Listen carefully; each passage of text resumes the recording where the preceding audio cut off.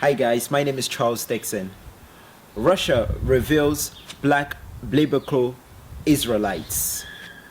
This video was sponsored by ycflex.com. ycflex.com is where you can discover luxury, designer, fashion, sneakers, and accessories. Up to 70% off.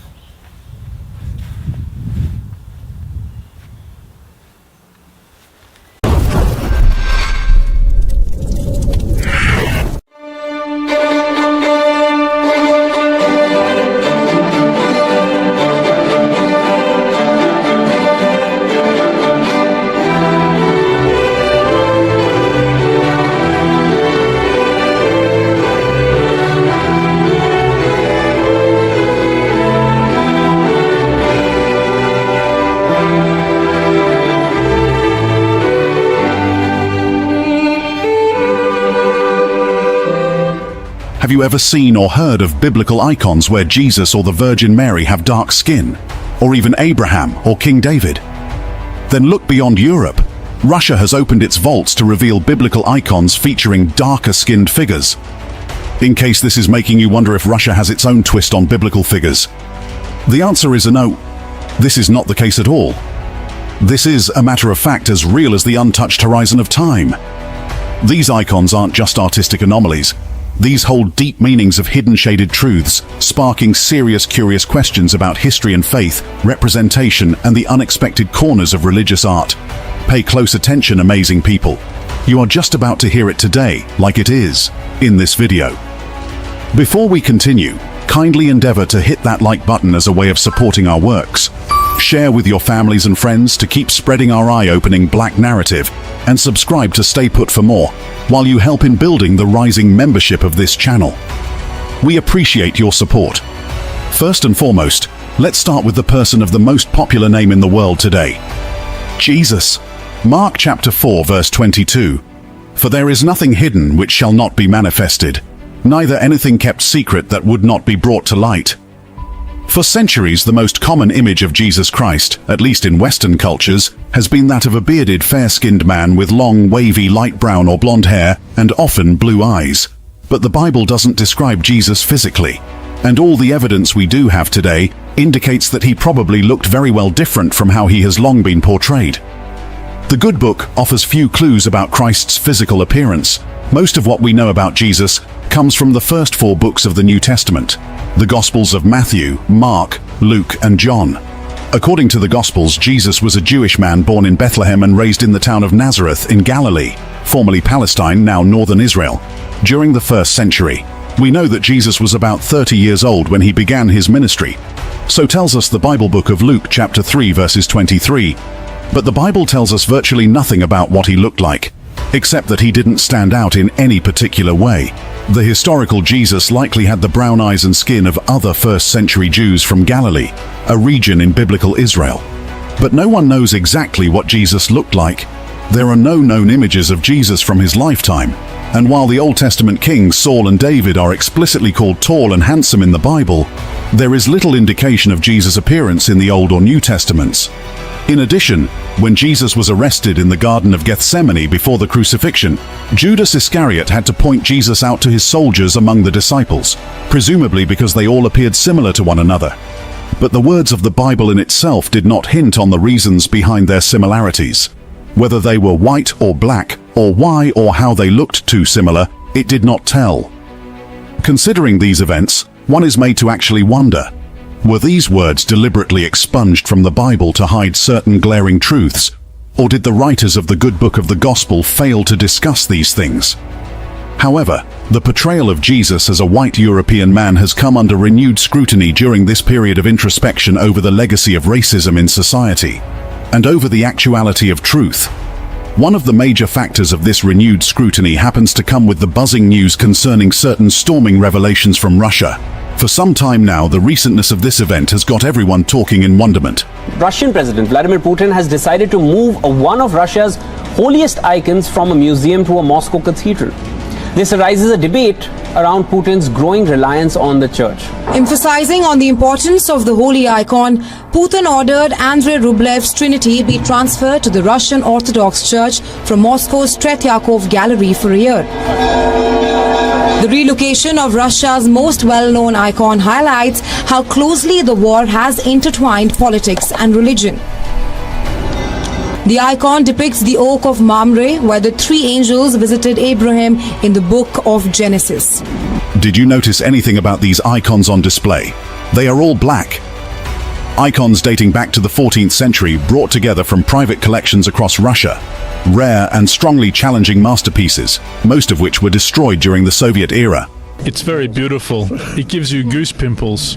It's a remarkable exhibition. It's an exhibition which feeds the senses. Everything is so grey outside at the moment, and here suddenly it's a feast for the eyes. These icons that you see are the survivors of what is left. Had the museums not saved them, they wouldn't be existing today. There used to be millions of these icons, but now only 50,000 of them are within sight. The unveiling of these icons is a powerful testament to the enduring strength of truth. The authenticity of these paintings compels us to re-evaluate our understanding of the past, particularly regarding the presence and representation of black figures. For centuries, these figures may have been shrouded in obscurity, but their rediscovery sheds light on previously untold stories, standing as a challenge to long-held assumptions, prompting us to rewrite history with a more inclusive lens. Many Russian icons were destroyed or sold abroad by agents of the Soviet government. Some were hidden to avoid destruction or were smuggled out of the country. Since the fall of communism, numbers of icon painting studios have again opened and are painting in a variety of styles for the local and international market. Many older, hidden icons have also been retrieved from hiding or brought back from overseas. The Castel San Angelo in Rome is currently hosting an exhibition of 40 Russian icons that have left their country for the first time.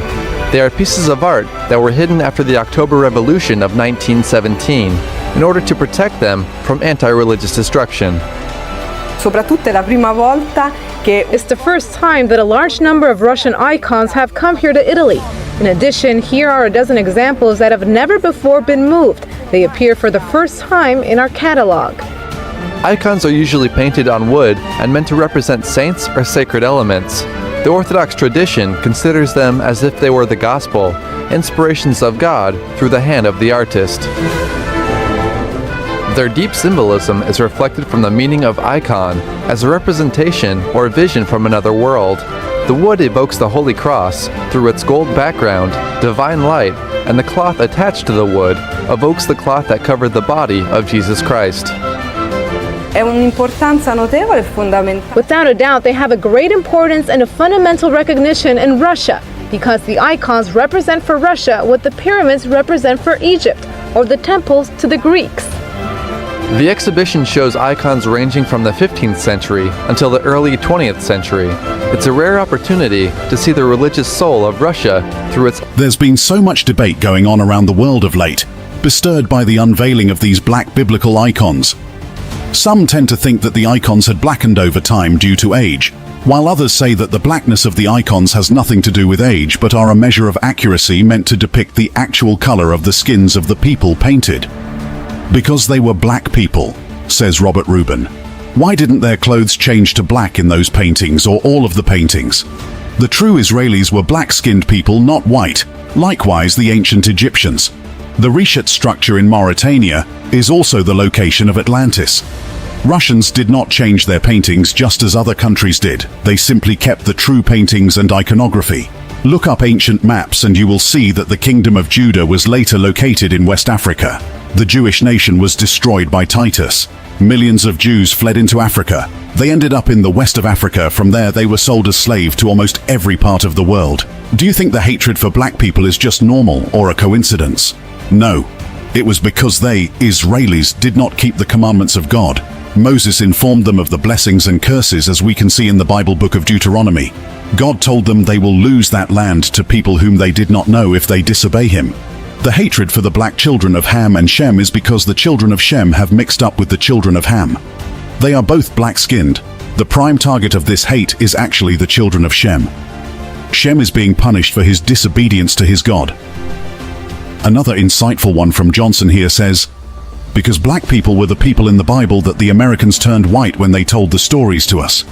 But Russians didn't get the memo, they went off for real history. Songs of Solomon. Chapter 1 verse 5. Revelations chapter 1 verse 15, go check it out. It's in the text, it's not because of a candle or anything else these people are talking about. In that case, the whole picture would be black, not just the face and the hands. They are meant to be black because they were black people. This great USA is also a great deceiver, and so many people inherit the wrong lesson from their great-grandparents and their parents, to the point where it's so deep that the lie is made true when the real answer is really just right there. But you never look, because why would you? The Russian unveilings didn't stop there. Russia continues with its biblical historical revelations, with President Putin at the foremost front, championing the course. Russia has opened its cellars to reveal remarkable paintings of Jesus dating back to the 1400s. By Father Vladimir Ivanov. This is a book that is highly coveted by different circles because it has the black icons. It has the history of black people in places like Russia, in Italy, in places all over Europe. This book can range from $1,300 to $3,000. So it's not an easy book to get. I actually borrowed this book from a friend, you know. But this book has a lot of interesting depictions in it. A lot of them pertaining to the Bible. Like right here, this is the Transfiguration of Christ. And you see it's black people in caves, I believe, what it looks like. It's black people in the whole picture, but this is knowledge that escapes black people here in America. It's definitely something that we would never see or never hear about in the educational system. Now, I'm pretty sure there's people that are black history college students majoring in black history or world history, and they never seen nothing like this before. At least not from the standpoint of Europe, you know.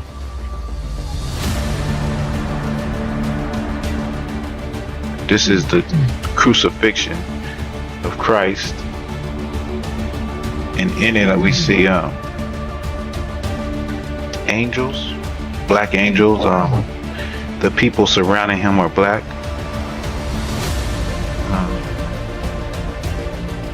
It's very interesting because the images that we see are contrary to what we have known our whole lives, or what we have been taught our whole lives.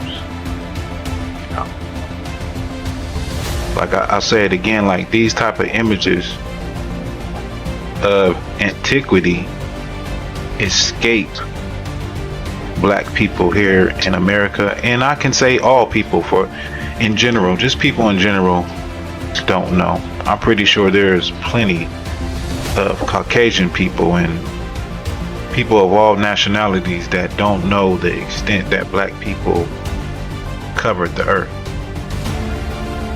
And in many cases, like here, like what you see, we're in rulership positions. Like this looks like a king. The images of Jesus and other historical figures in Russia's black icons challenge the commonly known perception of antiquity and reveal the extent of black people's presence and influence throughout history.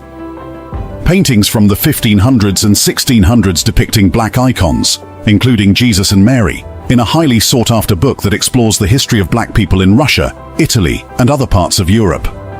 The book contains interesting depictions of black people in biblical scenes, which is knowledge that is not taught in the American educational system. However, debates concerning the authenticity of these icons goes on. And Alex Pismeni, a software developer and Catholic Christian, has some things to contribute. The Russian Christians adopted Byzantine Orthodoxy wholesale. That, of course, includes the iconography. The fundamental principle of Orthodox iconography is no changes. The icons are as much as possible portraits of Christ, Our Lady, and other saints. Further, the styling, mood, garments, gestures are all fixed in the Byzantine style, so much so that students of iconography refer to these rules as iconographical canon, even though very little of that canon ever went through the normal ecclesial legislative process involving episcopacy and councils. Going forward, while Russia continues to amaze the world in this light, the unquenchable fire of truth persists through the darkness of history. Not so long, protesters had called for the removal of Confederate statues in the US. Activist Sean King went further, suggesting that murals and artwork depicting white Jesus should come down. His concerns about the depiction of Christ and how it is used to uphold notions of white supremacy are not isolated. Prominent scholars and the Archbishop of Canterbury have called to reconsider Jesus' portrayal as a white man. Only recently, on June 22, 2020, writer and activist Sean King announced that he supports the destruction of statues that depict a white Jesus. King, who had tweeted his remarks on that memorable Monday of 2022 June, noted that historians believe Jesus likely had the appearance of people who typically lived in the Middle East during his time, rather than the white man who is often depicted in Christian iconography. Yes, I think the statues of the white European they claim is Jesus should also come down, King tweeted. They are a form of white supremacy, always have been. In the Bible, when the family of Jesus wanted to hide and blend in, guess where they went? Egypt, not Denmark, he added. Tear them down. The comments quickly drew condemnation from some on the platform, including several prominent conservative figures. King clarified that he was only advocating that statues of a white Jesus be torn down in response to a tweet from the account of PragerU, a non-profit co-founded by conservative talk show host Dennis Prager. He also remarked that stained glass windows and other images of a white Jesus, his white mother and their white friends should all be destroyed, insisting they are racist propaganda and a gross form of white supremacy. King shared an image of a darker-skinned Jesus that appeared in a 2002 Popular Mechanics article, which scholars believe may be more accurate than those showing Jesus as a European. He commented that the image would have been intolerable for white Americans who participated in slavery. Experts have long since said that this is likely the most accurate depiction of Jesus. White Americans who bought, sold, traded, raped and worked Africans to death for hundreds of years in this country simply could not have this man at the center of their faith. Sean King further tweets, June 23, 2020, a day after he had tweeted his support for the destruction of all white-statued Jesus. A tweet by Jenna Ellis, a lawyer representing President Donald Trump, warned that she would not break if they try to cancel Christianity, although it's unclear if it was in direct response to King's tweet. Regardless, King responded that what the lawyer was actually defending here is her whiteness. Christian whiteness needs white Jesus, King tweeted to Ellis. It's not about generosity or kindness. It's not about protecting the vulnerable. It's about whiteness itself. Attack white Jesus to her, and you attack her faith. Statues have been torn down and destroyed amid ongoing protests against racial injustice and police brutality that have swept the nation these recent years, counting from 2020. Although statues and monuments paying tribute to the Confederacy have been primarily targeted, statues of other figures from early American history have also been taken down. The movement to take down and deface controversial statues has gained traction in the UK, as well as Europe and the US, but has divided public opinion, with critics slamming it as mob rule, while others applaud it as a way of addressing systemic racism. Justin Welby, the Archbishop of Canterbury and head of the Church of England, has said the Church should reconsider its portrayal of Jesus as a white man. Speaking to the BBC Today programme, Welby was asked whether the way the Western Church portrays Jesus needed to be thought about again and reimagined. Yes, of course it does, he said, adding that Jesus was portrayed differently in countries around the world. He was regularly in touch with Anglican church leaders from around the world, he said, who did not portray Jesus as white. You go into their churches and you don't see a white Jesus, you see a black Jesus or Chinese Jesus or a Middle Eastern Jesus, which is of course the most accurate. Welby added that the representations of Jesus were not, however, who we worship, but rather served as a reminder of the universality of God who became fully human. Addressing calls for monuments with links to the UK's imperialist history and slave trade to be removed, he said statues in Canterbury Cathedral would be put under review.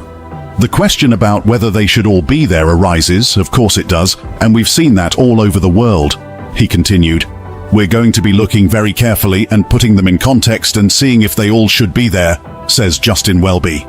In closing, The unveiling of these black icons serves as a powerful reminder that history is often shrouded in darkness, but truth has a way of shining through. These artifacts compel us to re-examine our understanding of the past and challenge long-held narratives. If their authenticity is confirmed, the paintings offer a glimpse into a previously unknown facet of history, forcing us to confront the complexities of representation. This discovery stands as a testament to the enduring power of truth, shattering the towers of misinformation and prompting a re-evaluation of the stories we tell ourselves about the past. That brings us to the end of yet another video segment. Share your thoughts with us in the comments section below. We are always happy to pick from them. Support our works by always hitting that like button in front of you. Share with your friends and families to keep spreading our eye-opening black narrative. And kindly subscribe to get notification for more interesting videos in the way. We are glad to have you. Thank you for watching.